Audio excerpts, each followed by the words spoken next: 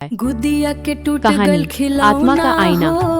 उस शिकारी का नाम क्रूर था, जिसके मन में दया का कोई स्थान नहीं था। जब उसने चिड़िया का घोंसला उजाड़ा और नन्हे बच्चे को ले गया, तो वो अपनी शक्ति पर गर्व कर रहा था। तभी आकाशवाणी हुई और वह शिकारी एक पक्षी बन गया। यहाँ कहानी में एक नया पात्र आता है, नन्हा सार्थक।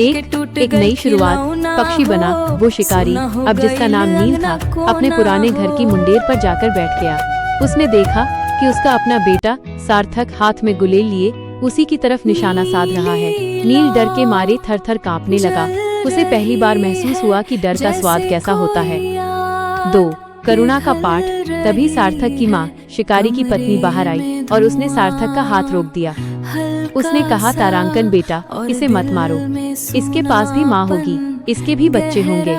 क्या तुम्हें पता है, जब तुम्हारे पिता जंगल जाते हैं तो मुझे कितनी चिंता होती है। हर जीव का परिवार होता है।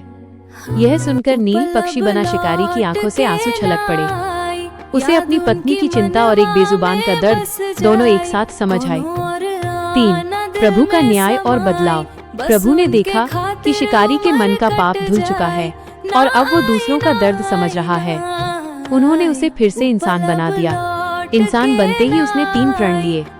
1. साझा चूल्हा। उसने संकल्प किया कि वो कभी किसी जीव का घर नहीं उजाड़ेगा। 2. समानता का भाव। वो अब सबको एक ही ईश्वर की संतान मानने लगा, चाहे वो इंसान हो, पशु हो या पक्षी। 3. प्रेम का संदेश। उसने अपने गांव में एक शांति कुटीर बनाया, जहां लोग पक्षियों को दाना डालते और घायल जानवरों की सेवा करते।